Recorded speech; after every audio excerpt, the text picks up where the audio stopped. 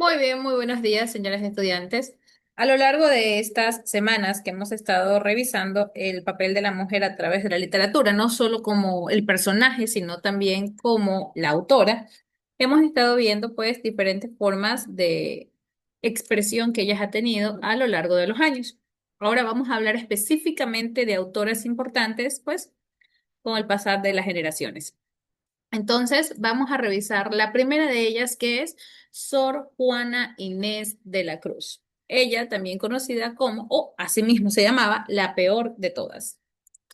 Entonces, ¿por qué Sor Juana Inés de la Cruz es un personaje relevante? Primero que nada, ubiquémonos en el espacio y tiempo donde se desarrollaba Sor Juana, 1648 a 1695.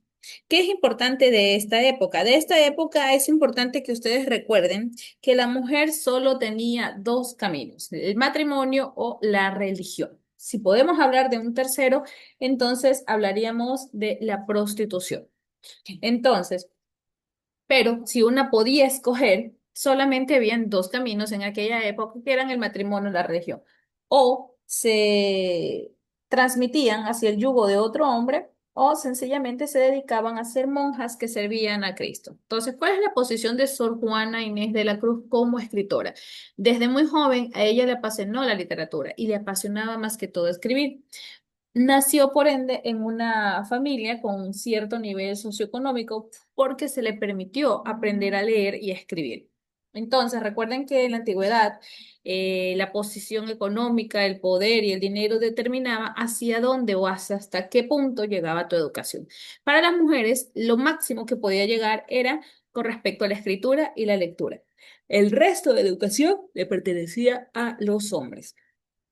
Entonces, como ella no quería pasar de un yugo familiar, que era el de su padre, que por lo menos le permitió educarse, a un hombre que ella no conocía si le iba a permitir leer, escribir, etcétera, etcétera, ella opta entonces por la religión. Por eso es que ella se convierte en monja y es conocida literalmente como Sor Juana Inés de la Cruz. Entonces, datos importantes de ella es que desde muy joven supo leer de una manera bastante veloz. Rogó por ingresar a la universidad, aunque fuera vestida de hombre, pero por la época, evidentemente, no se lo permitieron. A las mujeres se les consideraba menores. Siempre tenía que haber alguien que vigilara sus pensamientos, no solo sus acciones, sino también su forma de pensar. Esa era la razón principal por la que para ella el matrimonio, pues, no era una opción válida porque no sabía qué tipo de hombre iba a ser con el que se iba a casar. Y lastimosamente, por la época, quedarse como vulgarmente se dice, solterona, no era una opción, porque ella o tenía que casarse o tenía que entregarle su vida a Dios. Entonces, vamos a hablar un poco acerca de sus recetas y el mito. ¿A qué se refieren con sus recetas y el mito alrededor de Sor Juana Inés de la Cruz? Bueno, a ver, lo que sucede con ella es que ella escribía desde pues su posición como una monja y de repente se comenzaron a dar cuenta de que escribía. Si tú escribías acerca de Dios, no había problema, pero resulta que ella criticaba mucho la posición política de otras personas y criticaba también mucho el accionar de las personas con poder sobre las que no lo tenían. Hablaba de los hombres, hablaba de las relaciones románticas y eran temas sumamente prohibidos no solo para ella como mujer, sino también como monja. Entonces, ¿qué es lo que hace el arzobispo? Manda, ella tenía un cuartito donde guardaba todos sus libros, sus escritos, y entonces este arzobispo manda a quemar, manda primero a sacar todos los libros que ella leía o que haya escrito y los pone ahí afuera de la iglesia y la manda a llamar y la pone de rodillas en el piso para que vieran cómo se quemaban. Literalmente quemaron todas sus obras frente a sus ojos como una señal de castigo y se le prohibió tener acceso a un solo libro. No podía volver a leer y mucho menos escribir. Entonces, ¿qué es lo que hace Sor Juana Inés? Ahí va este punto de aquí que es sus recetas y el mito. ¿Por qué el mito? Se supone que Sor Juana, como se le prohíbe pues volver a escribir o leer, ella decide entonces empezar a escribir pero sus recetas, con el permiso pues de quien le estuviera revisando lo que escribía. Y ella comienza a escribir recetas que ella preparaba para todo el convento. Entonces ella comienza a escribir sus recetas, qué sé yo, una tarta de manzanas, una tarta de esto, un estofado de no sé qué, etcétera. Perfecto. Hace varios libros de cocina enfocados en la alimentación que ellas tenían dentro de ese convento. Pero ¿qué pasa? Que muchísimos años después de que ella haya incluso fallecido, se comienzan a dar cuenta, por ejemplo, que cada 5 palabras formaban un poema. Entonces tú tenías que leerte la receta y cada 5 palabras era un poema. Cada 5 palabras se conectaban entre sí para formar un poema. Ella estuvo escribiendo desde las recetas de una manera tan inteligente que cada determinada cantidad de palabras formaba versos, formaban un poema. Entonces, ¿por qué hablamos de esta experiencia como el mito? Porque si bien se han encontrado apenas 1 o 2 cuadernos de estos tan antiguos, por eso estoy hablando de 1600, hay muchos libros que todavía siguen perdidos, entonces que no se los ha podido encontrar como tal. Déjenme avanzar. Aquí tenemos uno de los poemas que, bueno, fueron publicados por ella antes de que ocurriera toda la quemazón de sus obras literarias. Y tenemos a En perseguirme mundo que interesas. ¿En qué te ofendo cuando solo intento poner bellezas en mi entendimiento y no mi entendimiento en las bellezas?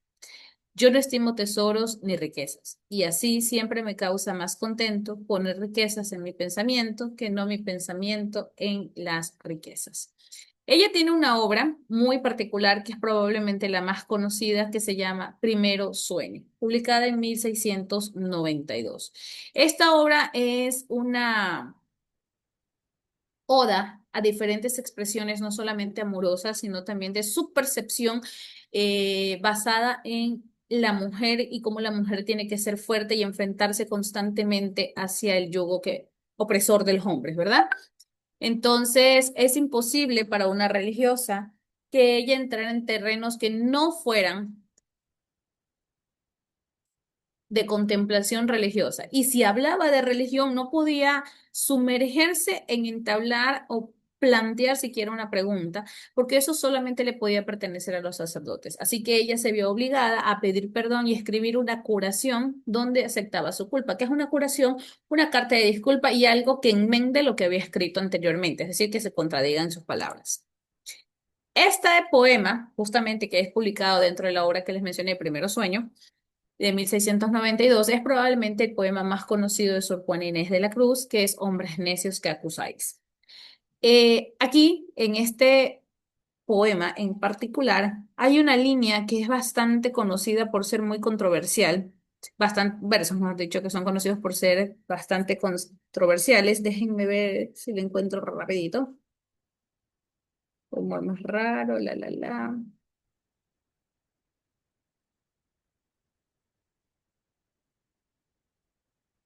Aquí, déjenme poner el señalador. Aquí. Justamente en este párrafo, en este estrofa de aquí, ¿cuál es más de culpar, aunque cualquier mal haga? ¿La que peca por la paga o el que paga por pecar? En este caso estamos hablando, ¿verdad?, de prostitución.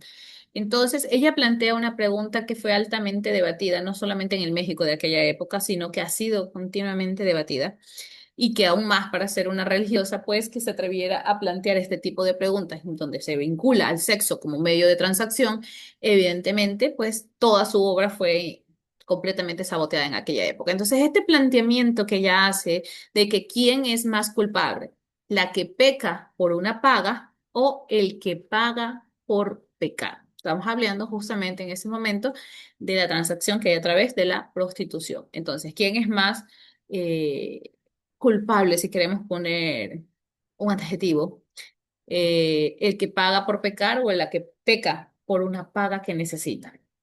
Entonces, todas estas perspectivas que ella tenía desde su voz como religiosa fue pues toda una locura, como se podrán imaginar. No es la primera mujer que escribe de eso, pero sí es uno de los personajes femeninos más importantes y más rebeldes para su época.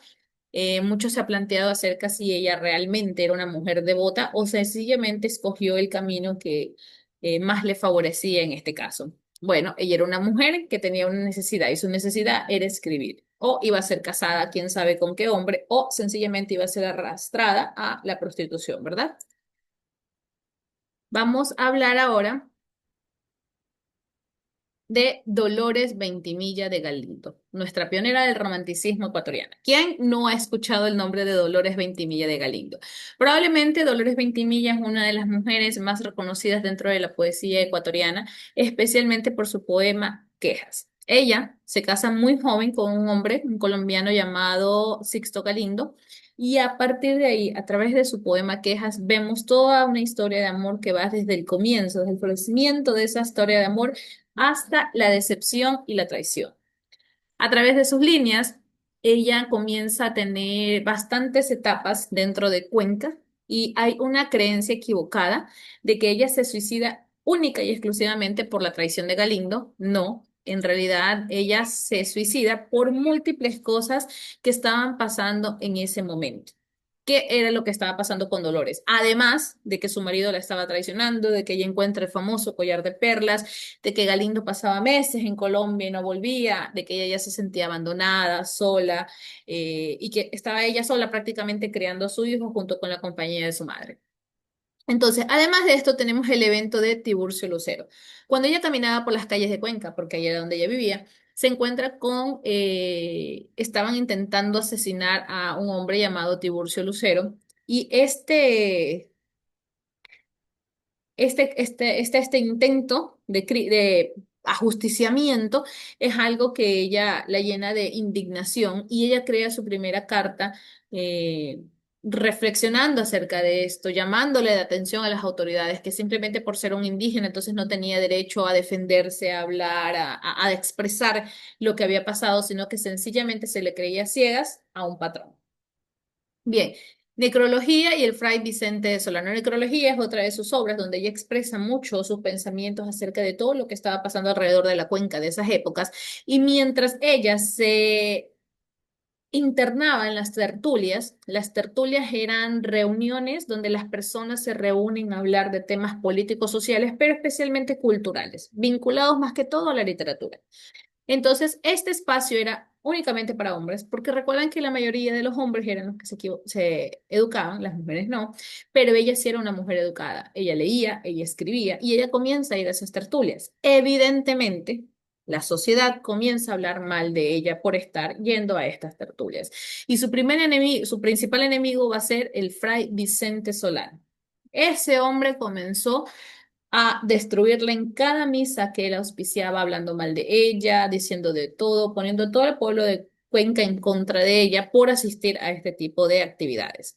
Entonces, entre el abandono, el repudio el propio pueblo de Cuenca y la desolación de tener, pues, ningún soporte, porque ella caminaba por las calles y no importaba si andaba con el hijo pequeñito, le tiraban cosas, le insultaban y de todo, cuyo mal era simplemente escribir y leer. Entonces, en medio de todo eso, es que ella, agotada de la vida, pues decide quitarse la vida. Su último escrito es una carta que ella le dedica a su madre como despedida antes del suicidio, ¿verdad? Cuando su madre entra, encuentra la carta que decía: mamita dorada, perdón una y mil veces, no me llore. Le envío mi retrato, bendígalo.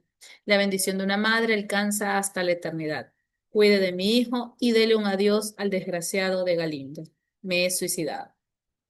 Y con esa carta despedimos, pues, a uno de los íconos de la literatura, especialmente de la poesía ecuatoriana. Como les mencionaba, su poema más simbólico es Quejas, que es todo un viaje desde el momento en el que ella conoce a este hombre hasta que finalmente descubre su engaño, su traición y, curiosamente, el poema termina: y si al olvidar no alcanzas al ingrato, te arrancaré del pecho corazón.